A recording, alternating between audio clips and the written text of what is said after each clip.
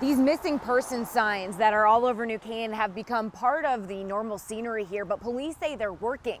As of today, they've received over 600 tips and 80 surveillance videos from the public, but they say they still need more to help find Jennifer Dulos. Darien police have described what's going to happen this weekend as a carpocalypse, a Carmageddon, and they don't say this to make light of the situation. They want residents to prepare for what they say is going to be gridlock throughout town. You can see a line wraps around the Rockland County office building and hundreds have already filed inside. Police say that the message was sent over Snapchat and it was in a group chat that involved about 30 Middlebrook Middle School students. We're on Woodside Circle and you can see behind me this massive tree that was knocked down by a wind gust and the wires it took down with it. So working from home not going so well for about 20 homes in this neighborhood who are without power, and United Illuminating is on scene trying to figure out how to get it back in service. But if you take a look at our Thunderbolt here, the order is part of a statewide rollback being called Phase 2.1. At this time tomorrow night,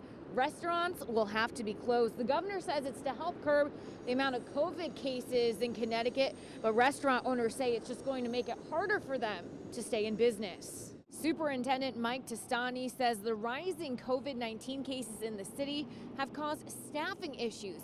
He says some days 17 staff will call out of the same building. What's been renamed Restaurant Row here in Greenwich is going to remain blocked off to traffic a little bit longer. The Board of Selectmen voted to keep outdoor dining until December. Not only has the design of the license plate sparked some controversy, so has the cost. If you have a license plate that is over 10 years old, you'll have to pay $25 to get a new one. Della police say they found her car down the street from this park and they've been searching it all day, but they did not find Jennifer Dulos.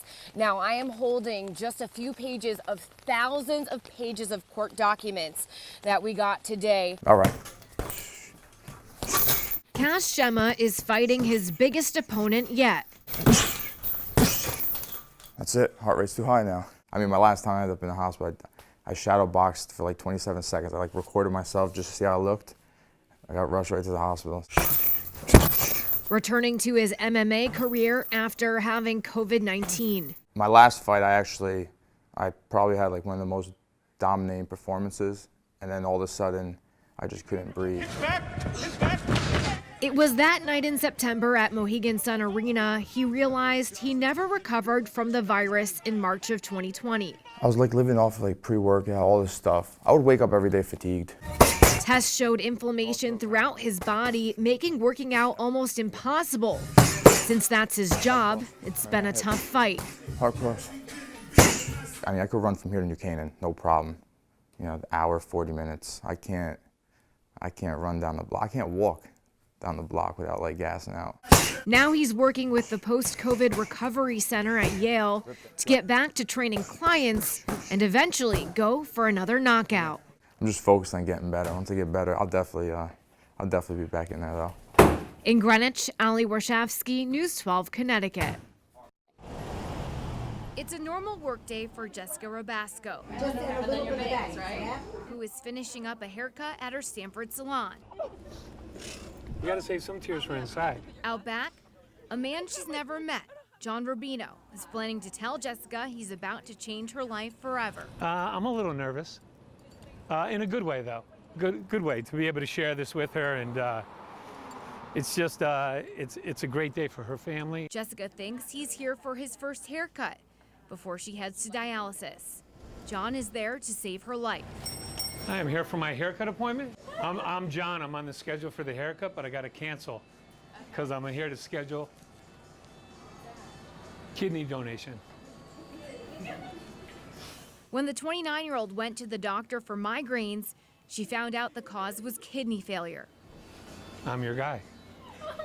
I didn't have any other symptoms. Like I felt how I always felt. I always had my energy. They are working at 6%, and dialysis 3 times a week is helping her survive. Her childhood dance teacher Robin shared this post on Facebook, and John reached out. He also has type A blood and immediately went to start the match process at Yale New Haven Hospital. This is the end of a 5-month process. Glad to be able to get to this point and be able to help you. You can die if you don't have.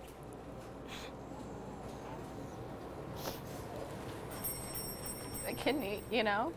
So, you know, it's just nice to know that people are willing to help someone they don't know. I was dying to meet you.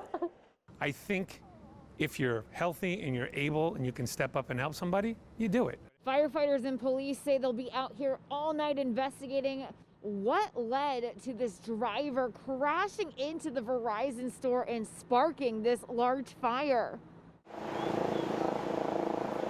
I'm still at shock because if I could have done something. Anthony Glenn says he was at the post office at 4 o'clock when he saw a car slowly roll towards the Verizon store. He just drove right in suddenly, and he crashed against the back of the building. The employees ran out. Glenn says he went over to help, but the smoke started billowing out. Take a look at this viewer video as crews arrived on scene. The fire from the car extended into the building, so it took most of the members of career volunteer firefighters from our town to come in, put the fire out. It took them about an hour and a half. McHugh says all the employees made it out okay, and there were no other injuries. The fire chief says it's now a criminal investigation, and they'll be out here to help out police. In Greenwich, Warshavsky, News 12, Connecticut.